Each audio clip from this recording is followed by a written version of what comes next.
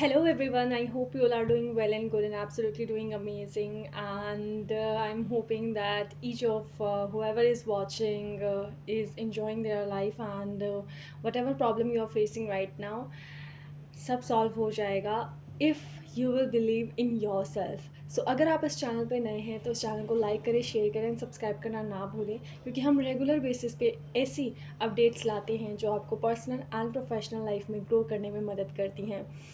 सो आज का जो टॉपिक है दैट इज़ समथिंग हमेशा यूनिक तो होता ही है, उसके साथ साथ ये सीखने वाली बात है जो कि आपको लाइफ में 1 गुना नहीं, 2 गुना नहीं, 3 गुना नहीं, बल्कि 10 गुना एक ऐसी एनर्जी देगी कि आप लाइफ में वो हर चीज़ हासिल कर सकते हैं जो आप चाहते हैं। सो इस चीज़ को हमें पहले समझना होगा कि किस तरीके से हम आगे बढ़ना चाहते हैं अपनी लाइफ में और हमारा गोल क्या है, राइट? सो हमेशा ये चीज़ आपको डिसाइड करनी होगी खुद के लिए कि what is success for you and why it is it matters for you. तो अगर आप लाइफ में देखेंगे ना, हमने कई लोगों को देखा है कि कई लोग ऐसा बोलते हैं कि यार ये जो है ये हमसे नहीं हो पाएगा, ये कुछ ही लोगों से हो पाता है जो जीनियस होते हैं, या कुछ लोग ही कर पाएंगे जिनके अंदर ब्रेन होता है। ऐसी ऐसी बातें हम रेगुलर बेसिस पे सुनते हैं। सो आपका क्या कहना है? क्या ऐसी चीज़ें होती हैं कि लाइफ में जो भी लोग हैं वो केवल कुछ जीनियस लोग ही उसको कर पाते हैं, या कुछ ऐसे ही लोग हैं जो आगे जा कर के बढ़ पाते हैं एंड बाकी के लोग नहीं बढ़ पाते हैं? ऐसा नहीं है, क्योंकि अगर ऐसा ही होता तो शायद सभी लोग एक जैसे दिखते, ठीक है? सभी लोग या तो एक ही फ़ील्ड में आगे बढ़ रहे होते, सभी लोग एक ही काम कर रहे होते, अगर सबके अंदर अलग-अलग कुछ कर दिखाने की जो हम कहते हैं इनर पावर ना होती। सो जो हमें चाहिए वो चाहिए कि हम उस चीज़ को पहचानें कि हमारे अंदर क्या टैलेंट है एंड हम किस चीज़ को लेकर के आगे बढ़ सकते हैं। मैं आपको अपना एक रियल लाइफ़ एग्ज़ाम्पल देती हूँ। सो लाइफ में कुछ भी इम्पॉसिबल नहीं है, सब कुछ पॉसिबल है अगर आप अपने ब्रेन को राइट फीडिंग करते हैं और आप अगर अपने ब्रेन को ये कहते हैं कि yes you can do this. But जो मोटिवेशन है, मोटिवेशन वीडियोस देख करके, या आप मान लीजिए कि अगर आप किसी सिचुएशन में फंसे हैं, सबके लाइफ के एक्सपीरियंसेस अलग अलग होते हैं। तो जब तक आप इंटरनली खुद से कनेक्ट नहीं करेंगे, इंटरनली खुद के ब्रेन को वो कमांड नहीं देंगे जो आप देना चाहते हैं, और अपनी सिचुएशन से नहीं जोड़ेंगे, तब तक कुछ नहीं होने वाला। सो आपको खुद के लिए खुद स्टेप लेना पड़ेगा इनसाइड सबसे पहले। सो एग्जांपल देती हूँ। I was a very average student. मैं पढ़ने में उतनी अच्छी नहीं थी एंड मैं हमेशा 50 से 60% स्कोर करती थी। हालांकि जब मैं फिफ्थ में थी तो आई वॉज़ हमेशा मैं फर्स्ट सेकेंड आती थी एंड स्कोर करती थी। बट जब मैं सिक्स्थ में आई, I was transferring into a Hindi medium school and that was a government school. So उसमें मैं हमेशा 50-60% स्कोर करती थी। लेकिन तभी भी मैंने एक चीज़ सोची कि अगर हम तब अगर हम खुद के ब्रेन को उस तरीके से फीड करें कि अगर हम लाइफ में क्या करना चाहते हैं, या let's say I was 12 years old, okay. So उस वक्त मैं एक ही चीज़ सोच रही थी कि अगर मैं इस स्कूल में पढ़ी, या अगर मैं इस कम्युनिटी में और रही, तो शायद मेरा भविष्य या मेरा फ्यूचर उतना सिक्योर या अच्छा नहीं हो सकता। तो जब एक 12 साल के बच्चे में इतनी सेंस हो सकती है कि वो कि उसे अपनी कम्युनिटी चेंज करनी चाहिए, उसे अपना स्कूल चेंज करना चाहिए, तो मैंने अपनी पूरी ताकत लगा दी कि मैं अपना स्कूल कैसे चेंज करूँ, एंड मैंने किया।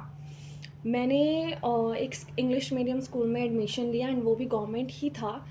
देन वहाँ के बच्चों में जब मैंने देखा, they was like they were excellent, and हर कोई 90%, 93, 85, and I was 60% middle score and average score and Hindi medium. So शुरुआत में मुझे इंग्लिश में बहुत दिक्कत हुई। तो मैं अपने आप को बहुत ही लकी फ़ील करती हूँ कि अगर मैंने खुद से ये नहीं सोचा होता और खुद से अगर मैंने ये नहीं सोचा था कि मुझे उस स्कूल में एडमिशन लेना है जहाँ पे मैं उन बच्चों के साथ कम्पीट कर पाऊँ या उन बच्चों के साथ रह पाऊँ जिनका लेवल मुझसे ऊँचा है या जो ऑलरेडी मुझसे अच्छे हैं। सो जब मैं वहाँ गई, मुझे स्टार्टिंग में बहुत दिक्कत हुई। सबसे पहला काम मैंने किया कि मुझे उन लोगों का साथ नहीं रहना है जो अपने पीरियड्स बंक करते हैं, टीचर्स की बात नहीं मानते हैं या स्कूल्स नहीं आते हैं, छुट्टियाँ ज़्यादा लेते हैं। तो मैंने उन लोगों का साथ छोड़ा।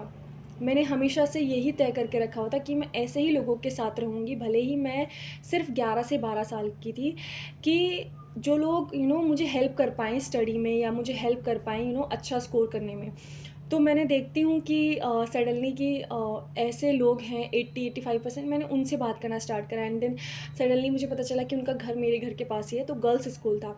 सो यू नो 60% देन मेरे अंदर एक अलग सा फायर प्रोड्यूस हुआ कि मुझे भी कुछ ऐसा ही स्कोर करना है। जब हमारी मैम ने हमें पास बुला के बोला कि यहाँ पे पढ़ने वाला हर एक बच्चा एक से एक है, तो आपको अपने आप को प्रूव करना है। सो वो एक कमिटमेंट मेरे अंदर प्रोड्यूस हुई एंड देन मैंने फाइनल एग्ज़ाम में I was 50 to 60% score in a Hindi medium school and वो मेरे लिए बिल्कुल कम्प्लीटली नया था एंड मुझे इस बात की खुशी बहुत थी कि चलो एटलीस्ट मुझे इंग्लिश मीडियम स्कूल में एडमिशन तो मिला। तो जब मुझे एडमिशन मिल गया एंड मैंने फ़ाइनल स्कोर किया 83%। मैं कोशिश करी थी कि मैं फ़र्स्ट आऊँ, मैं लाइफ में कभी फ़र्स्ट नहीं आई थी उस वक्त। सो बट मैं फ़र्स्ट तो नहीं आई, लेकिन मेरे 83% आया एंड जो लड़की फ़र्स्ट आई थी, सेकंड आई थी सॉरी, उन्होंने मुझे कॉल किया, बोला कांग्रेचुलेशंस, आप तो उन लोगों से भी अच्छे हो जो लोग मतलब क्लासेस लेते हैं। मुझे कंपेयर किया, तो फिर उनको ये नहीं पता था बात कि मेरा जो अल्टीमेट गोल था वो था फर्स्ट आना। कोई नहीं, मैं नहीं आ पाई। जब हम 8th में मैंने एडमिशन लिया और 8th में हम नेक्स्ट क्लास में गए, तो मैंने उन बच्चों से तो लगभग दोस्ती बना ली थी जो अच्छा स्कोर कर रहे हैं एंड उन्हीं ग्रुप में अब मेरी एक मैं उठने बैठने लगी और उन्हीं ग्रुप में पढ़ने लगी और उनका घर मेरे घर के बहुत पास था, ये बात और अच्छी थी। सो तब फिर मैंने 8th क्लास में जब हमारा फर्स्ट टर्म के एग्ज़ाम्स हुए, मैंने हाईएस्ट स्कोर किया एंड जो लोग फर्स्ट सेकंड आते थे लड़कियां, कई लोगों का ये कहना था कि इन लड़कियों के होते हुए कोई फर्स्ट आ ही नहीं सकता। एक दूसरा कमेंट, पहला कमेंट हमारी मैम का कि इन यहाँ से एक बच्चे हैं, तो वो मैंने एज अ मोटिवेशन लिया कि येस, तो मैम मैं भी प्रूव करके दिखाऊंगी। सेकंड चीज़ जो वो हमारी ये क्लासमेट बोली कि यहाँ पे इनके होते हुए कोई फर्स्ट नहीं आ सकता। मैंने 8th क्लास में फर्स्ट टर्म में सबसे हाईएस्ट स्कोर किया एंड सबके होश उस वक्त चौंकाने वाले थे कि जो मतलब पीछे बैठता था या फिर जो अभी अभी आया है जिसे सिर्फ 1 साल हुआ है हमारे साथ, जो लोग मतलब हाँ 4-5 साल से साथ में हैं, वो लोग फर्स्ट नहीं आए एंड इसने कर दिया। तो जब एक 12-13 साल के बच्चे में इतनी सेंस हो सकती है कि मेरे लिए क्या सही है और क्या गलत है, तो जस्ट मैं आपको ये बताना चाह रही हूँ कि you are in a mature enough state कि आप क्या कर सकते हो और आप कर भी सकते हो। तो आप खुद को रोक लेते हो, क्यों? क्योंकि आपकी कम्युनिटी वैसी नहीं है जैसी होनी चाहिए। सो ये चीज़ आपको हमेशा याद रखनी होगी, ठीक है। एंड जब 8th क्लास के फाइनल टर्म्स के एग्ज़ाम्स हुए, तब मैं सिर्फ 3 मार्क्स से फर्स्ट आने से रह गई थी। तो फर्स्ट का जो था 88% अराउंड था एंड मेरा था 86.5। तो इस तरीके से था। देन 9th क्लास में मैंने वो जिद छोड़ी ही नहीं।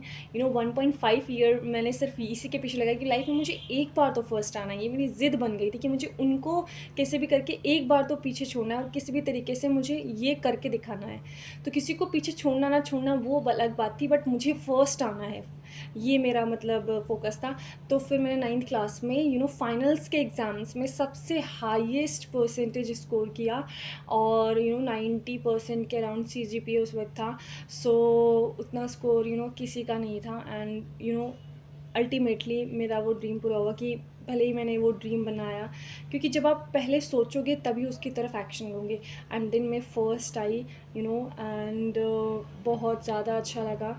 सो कभी भी लोगों के कहने पे मत जाइए कि आप ये काम नहीं कर सकते, आपको कोई नहीं बता सकता कि आप ये काम कर सकते हैं नहीं कर सकते। आपको केवल आप ही बता सकते हैं कि आप वो काम कितनी अच्छी तरीके से कर सकते हैं और कैसे कर सकते हैं। ज़रूरत है तो सिर्फ उस ज़िद का पैदा होना और उसे कंसिस्टेंस वे में करना। अगर मैं नहीं पढ़ती कंसिस्टेंट वे में, अगर मैं एक दिन पहले पढ़ती या एक हफ़्ते पहले पढ़ती, तो शायद फर्स्ट क्या मैं पास भी नहीं हो पाती। लेकिन एक इनर वॉइस आना बहुत इम्पॉर्टेंट है। तो अगर एक 12 साल का बच्चा खुद से मैं सुबह 5 बजे उठ जाती थी खुद, जब मेरे फाइनल एग्ज़ाम्स हो रहे थे, और मुझे ये भी नहीं पता कि मैं अभी उतना मतलब सुबह नहीं उठ पाती हूँ, लेकिन उस वक्त मेरे अंदर ये ज़िद थी कि मुझे एक बार तो फर्स्ट आना है, तो मैं सुबह 5 बजे उठ के रिवाइज़ करने लगती थी खुद से खुद। और जो वो खुशी थी ना, सो वो मैं अभी डिस्क्राइब नहीं कर सकती हूँ कि मैं अगर उस स्कूल में एडमिशन नहीं लिया होता तो शायद मैं इतना इंटेलिजेंस पावर अपना खुद का क्रिएट नहीं कर पाती, और उतना लाइफ में आगे बड़ा नहीं सोचती जो मैं सोचना चाहती हूँ। सो जो भी चीज़ें हैं करिए और बड़ा सोचिए, क्योंकि ये लाइफ आपको मिली ही इसलिए है। And believe in yourself. So अगर आपको ये वीडियो अच्छा लगा हो तो इसे लाइक करें, शेयर करें, सब्सक्राइब करना ना भूलें। मिलते हैं नेक्स्ट वीडियो में। Thanks for watching.